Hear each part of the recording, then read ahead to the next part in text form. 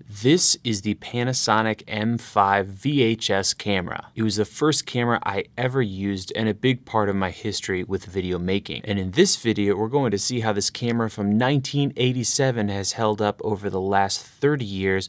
We'll talk about what you need to shoot VHS in 2020 and beyond. And we'll even take a look at adding some modern accessories to this camera to make things more interesting. Now, I know this is an old, pretty much obsolete camera. So why does this video exist in the first place? A big part of it is nostalgia, as many of us grew up viewing the world and memories through cameras like this one. But I also thought it'd be kind of fun to put some of these old cameras back to work, take a trip down memory lane, and maybe even use these for some family vacation videos or for capturing some retro looking shots or sequences. To get up and running with VHS video, there are really only three things you're going to need. First, you're going to need a working VHS camera, one or more VHS tapes, and finally some way to power your camera. Let's go ahead and start by talking about the camera itself. Now, before you start jumping on eBay trying to find one of these, I definitely recommend checking with friends and family to see if one of these is lurking down in their basement in a box somewhere. Also keep in mind there are several different types of tape-based cameras out there, including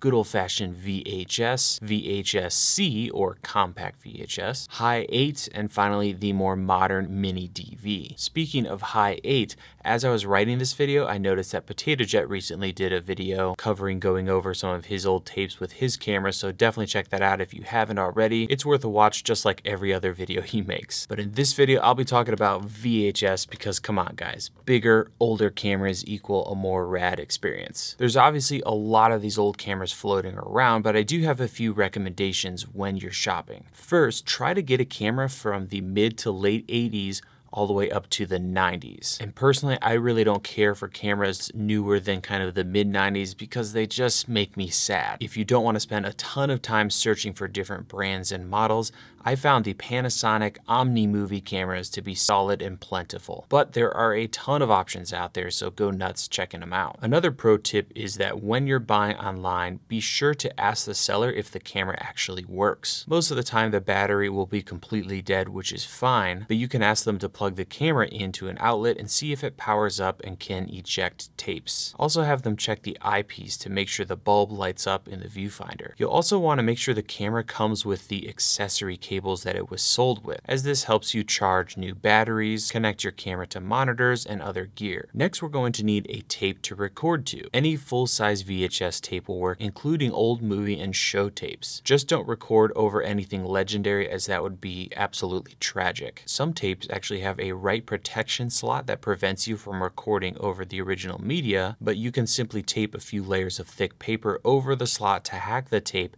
into being used in a camera or VCR. So that takes care of our camera and our tapes.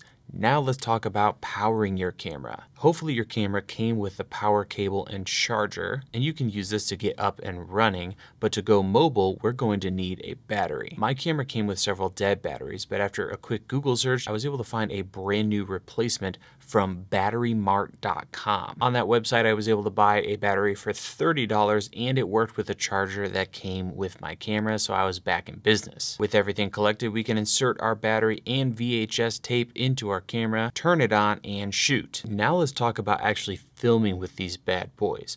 Most VHS cameras will have essentially two modes, a recording to tape mode and a playback from tape mode. My camera has a switch and button cover on the top that lets me switch to playback mode with all my buttons or return to record mode. Unlike modern cameras, most of these camcorders just have a black and white viewfinder for monitoring. My Panasonic M5 has a flip-up eyepiece which sort of gives me a monitor to work with. White balance, focus, and zoom on my camera can be controlled automatically or manually, and for the age of this camera, I was actually pretty impressed with the autofocus performance. And man, you just gotta love these old school ergonomics. Everything just works, is super comfortable. I've got an adjustable viewfinder, and when it comes to consumer cameras, you just don't see this kind of thing anymore. So what I'm gonna do right now is switch from my Panasonic S1, which is a brand new mirrorless camera here in the 21st century, and we're going to throw this bad boy on my tripod and see what it looks and sounds like. So at this point, you're listening and seeing me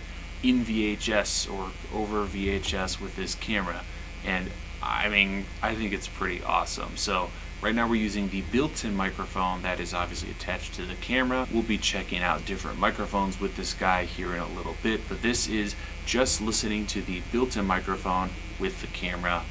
Pretty fun. So now let's focus on getting our media off of this camera and into our computer so you can edit it and share it online. I found several USB capture adapters for analog video, and they seem to work fine with my setup. Simply connect the camera's AV output to the adapter, connect the USB jack to a computer, hit play on the camera, and start capturing the footage with whatever software you prefer. On my MacBook Pro, I just use QuickTime, and that seemed to work fine. Now that we have this big beast up and running, let's have some fun and add some accessories to this camera to bring it a little closer to the 21st century. First, let's address audio. The easiest upgrade would be to add a foam wind cover to the microphone, as these almost universally disintegrate over time, so you probably won't find a camera that still has the original cover. Next, we can add an external microphone to this camera for better sound at distances. Just try different mics and see what works. I found microphones that have their own built-in battery work best. I also found that most microphones either don't work or are way too loud, since this camera is expecting really low level microphone. To fix this, I found this $20 cable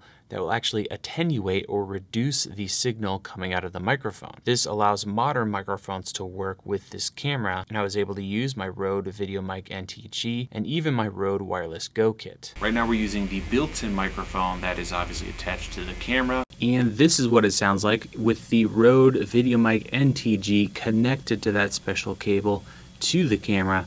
I think it sounds pretty good compared to the built-in microphone. And now you're listening to me on the Rode Wireless Go connected wirelessly to a 30-plus-year-old camera, which is awesome. And now we're back to my normal setup for YouTube videos, so it makes a pretty big difference. An external monitor would also be nice to be able to view the camera's feed from different angles without having to use the eyepiece. My camera came with this video out adapter, which I connected to this $15 composite to HDMI box, and from there I was able to connect any HDMI monitor and see color out of this camera for the first time. Do keep in mind you will need a 5-volt battery to power this little box, and unfortunately these adapters usually stretch the video out, but most camera monitors allow you to change the aspect ratio to combat this. While browsing Amazon for solutions, I found several of these backup camera monitors, which are normally used for your car, and they also have a composite video input. Using the video adapter that came with my camera,